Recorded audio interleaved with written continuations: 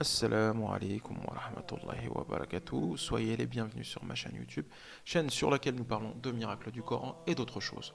Aujourd'hui, nous allons aborder une question que tout le monde se pose, à juste titre, à savoir Dieu existe-t-il? Et nous allons y répondre de la plus simple des manières. Certains affirment péremptoirement que c'est le hasard qui est l'instigateur de la création de l'univers et de tout ce qui s'y trouve. N'est-ce pas, mesdames et messieurs, les youtubeurs qui ont déifié le hasard dans leurs vidéos? Je ne citerai pas de nom, bien entendu, mais certains d'entre eux sont très hautains, comme s'ils avaient été témoins de la création depuis ses débuts. Ces personnes, dont un certain nombre de youtubeurs font partie, s'évertuent à expliquer les choses de façon tellement rationnelle que cela en devient irrationnel. Pour expliquer des phénomènes cosmiques et autres, ils lisent des bouquins scientifiques et les recrachent dans leurs vidéos. Jusque-là, tout va bien, ils se comportent comme des moutons qui tentent d'attirer à eux plus de moutons. Le problème, ce n'est pas tant les ouvrages scientifiques qu'ils lisent, bien entendu, mais plutôt leur attitude hautaine vis-à-vis de la création. Vous imaginez? Tout ce que nous sommes, l'univers entier, et ce que nous ne connaissons pas, soit plus de 95% de l'univers au minimum, sera le fruit du hasard. Eh bien, laissez-moi dire à ces gens qui croient que le hasard peut tout faire, de mettre donc un singe devant un ordinateur, de lui suggérer d'écrire l'œuvre de Shakespeare, et donc, impossible, même sur des milliards d'années. Je parle de Shakespeare parce qu'il s'agit d'une œuvre humaine accessible alors que le Coran, même pour des humains, est inaccessible. La création regorge de miracles. Tenez, la vitesse de l'expansion de l'univers. Si celle-ci avait été modifiée d'une unité sur un trillion c'est 10 puissance 18, attention, soit 1 milliard de milliards, soit l'équivalent de tous les grains de sable de toutes les plages du monde. Donc si la vitesse de l'expansion de l'univers était modifiée d'une unité sur un trillion, soit l'équivalent d'un grain de sable par rapport à toutes les plages du monde, eh bien ce monde n'existerait pas.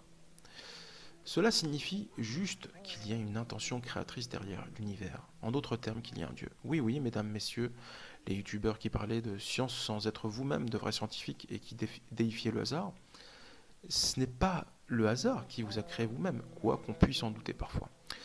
Vos vidéos sont bien pour expliquer des petits phénomènes cosmiques, mais de là à expliquer la création, il faut freiner sec les amis, sinon vous risquez de vous faire arrêter pour conduite en état d'ébriété. Mis à part toutes ces blagues, chacun est bien sûr libre de penser ce qu'il veut, mais ma conviction profonde, c'est qu'il y a bien un Dieu, sans quoi nous ne serions pas là.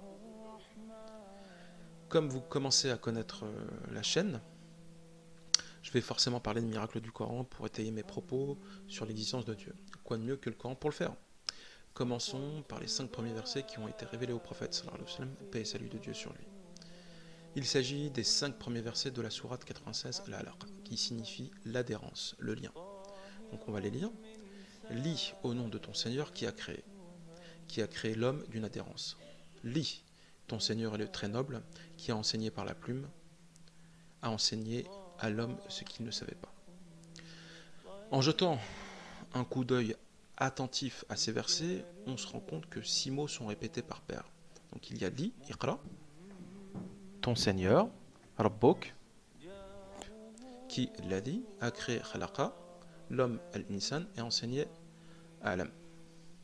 Donc, ces 6 mots comptent 23 lettres au total. Et comme ils sont répétés par paire, cela fait 2 fois 23 lettres.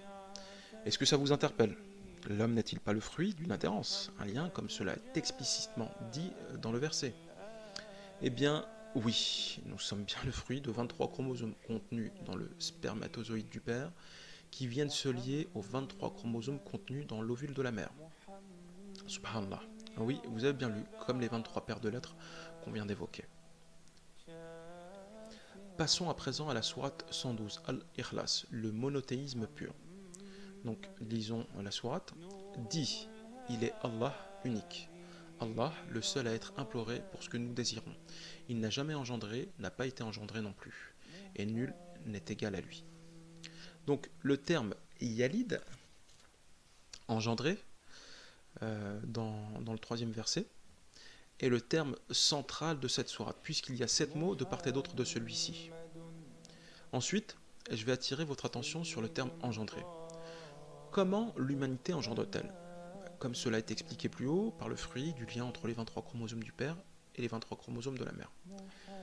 Maintenant, Si l'on prend le mot Yalid, donc engendré, la lettre centrale de ce mot est la lettre Lam, donc l'équivalent entre guillemets d'un L, d'accord?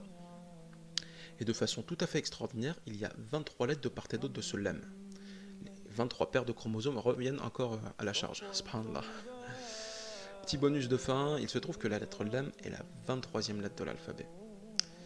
Et bien voilà, je vais vous laisser méditer à présent sur l'existence de Dieu après tout ça. Pour ma part, j'en ai fini pour aujourd'hui. Si vous avez aimé la vidéo, n'hésitez pas à mettre un pouce bleu, à vous abonner et à partager. Assalamu alaikum wa rahmatullahi wa barakatuh.